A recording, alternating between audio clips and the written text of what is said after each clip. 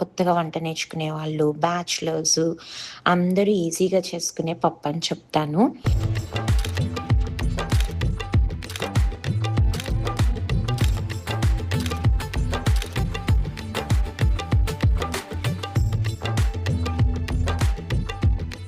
హే guys! ఎలా ఉన్నారు అందరూ? బాగున్నారా? Hope you all are doing great. So, ఈసారి లాంగ్ వీడియో ఒక కమ్మనైన పప్పుతో మీ ముందుకొచ్చేసాను. దానికి మంచి కాంబినేషన్ మజ్జిగ చారు, పెరుగు చారు మీరెలా పిలిస్తే అలా. సో, మొత్తానికి ఎన్నో రకాల పప్పులు తింటాం కదా! లైక్ ఆకుకూర పప్పు, మెంతి కూర పప్పు, సొరకాయ పప్పు, దోసకాయ పప్పు. బట్ ఇది కమ్మనైన వేపుడు పప్పనమాట. చాలా అంటే చాలా డిఫరెంట్ టేస్ట్‌గా ఉంటుంది. చేసుకోవడం అయితే చాలా సింపుల్. చిన్న పిల్లలు అంటే కొత్తగా వంట నేర్చుకునే వాళ్ళు, బ్యాచిలర్స్ అందరూ ఈజీగా చేసుకునే పప్పని చెప్తాను. అంటే మన గట్టి పప్పుకి కొద్దిగా ఫ్లేవర్‌ఫుల్‌గా అలాగే నార్మల్ పప్పులకి డిఫరెంట్‌గా ఉంటుంది. ఒక్కసారి ఇదే ప్రాసెస్‌లో సింపుల్‌గా ట్రై చేసి చూడండి. దీనికి మంచి ఫ్యాన్స్ అయిపోతారు. దానికి వేపుడు పప్పు అని పేరెందుకొచ్చిందో కూడా మీకు నేను చేసే పద్ధతిని బట్టి అర్థమైపోతుందనమాట. సో, ముందుగా ఇలా ఒక బేస్ మందంగా ఉన్న కడాయి తీసుకోండి. నేను ఒకేసారి ప్రెషర్ కుక్కర్ పెట్టేసుకున్నాను. బట్ ఆ బేస్ మాత్రం కొద్దిగా మందంగా ఉండాలనమాట. ఎందుకంటే మనం పప్పుని ఇక్కడ వేపుతాము. అందుకే ఇది వేపుడు పప్పు కదా! సో, దానికి అంటుకునే ఛాన్సెస్ ఉంటాయి కాబట్టి కొద్దిగా అడుగు మందంగా ఉన్న గిన్నె తీసుకొని, ఈ పప్పు నేనైతే నెయ్యితో చేసుకుంటున్నాను. కొబ్బరి నూనెతో, నెయ్యితో ఇలా కొద్దిగా ఫ్లేవర్‌ఫుల్ ఆయిల్స్‌తో చేసుకుంటే ఇంకా అడిషనల్ అరోమా యాడ్ అవుతుందనమాట. సో, నేనిక్కడ కొద్దిగా నెయ్యి, కొద్దిగా కొబ్బరి నూనె వేసి చేశాననమాట. కొబ్బరి నూనె అంటే మన కుకింగ్ కోకోనట్ ఆయిల్. ఇంక ఇందులోకి మెంతులు మరీ ఎక్కువ కాదు, మరీ తక్కువ కాదు. ఒక హాఫ్ టీ స్పూన్ వేసుకుంటాము. అలాగే ఒక ఫుల్ టీ స్పూన్ ధనియాలు, అలాగే ఒక టీ స్పూన్ జీలకర్ర ఇవేసుకొని కొద్దిగా చిటపటలాడాలనమాట. అంటే మెంతులు కొద్దిగా వేగిన తర్వాత ఇప్పుడు ఎండుమిరపకాయలు వేసుకుంటున్నాను నేను.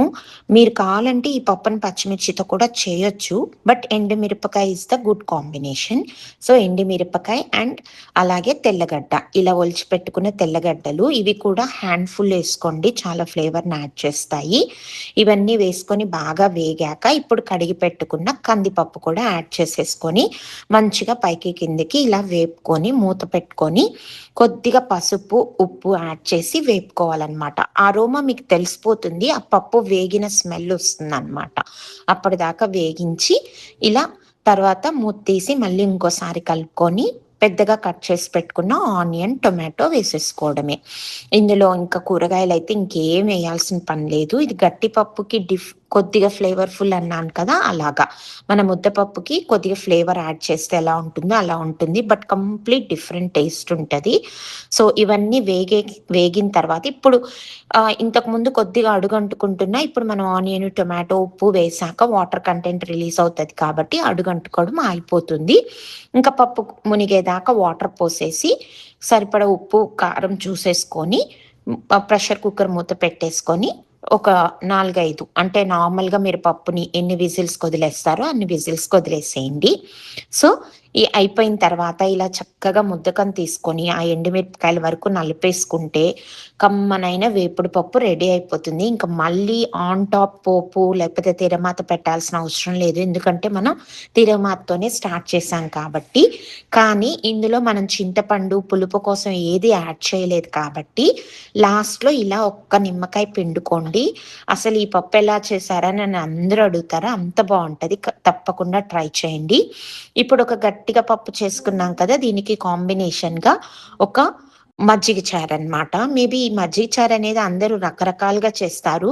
నేను కూడా చాలా డిఫరెంట్ టైప్స్ చేస్తాను. ఇక్కడైతే పెరుగుని మరీ చిక్కగా కాకుండా, మరీ పల్చగా కాకుండా థిక్‌నెస్ తోటి ఇలా వాటర్ పోసి మంచిగా చిలికేసుకొని ఆనియన్స్, అల్లము, పచ్చిమిర్చి, అలాగే కరివేపాకు, ఆవాలు, మినపప్పు ఇవన్నీ పక్కన పెట్టుకొని చిన్న పక్కన పెట్టేసి ఆయిల్ పెట్టుకొని ఆవాలు కొద్దిగా చిటపట అయ్యాక ఈ కట్ చేసుకున్న అల్లము, పచ్చిమిర్చి ముక్కలు. కావాలనుకుంటే మీకు చిన్నపిల్లలు ఉన్నారు అనుకుంటే పచ్చిమిర్చి, అల్లం పేస్ట్ కూడా చేసుకోండి.